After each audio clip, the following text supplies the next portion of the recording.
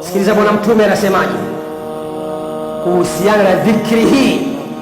Mwenye kusema la ilaha illa Allah wahdahu la sharika lah, lahul mulku wa lahul hamdu wa huwa ala kulli shay'in qadir, mara 100 kanat lahu adla 10 riqab. Jambo la kwanza, ataandikiwa thawabu ya kuacha watumwa 10 huru. Ataandikiwa thawabu kana kwamba amewaacha huru watumwa 10. Jambo la pili, wakutibat lahu 100 hasana, ataandikiwa mema 100.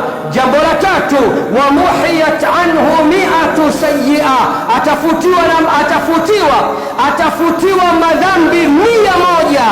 وكانت له حرزا من الشيطان يومه ذلك حتى يمسي, na automatically amepata kinga kutokana na shaitan, ulinzi kutokana na shaitan siku yake yote ile. Allah kamprotekti, kamhifadhi, kamlinda.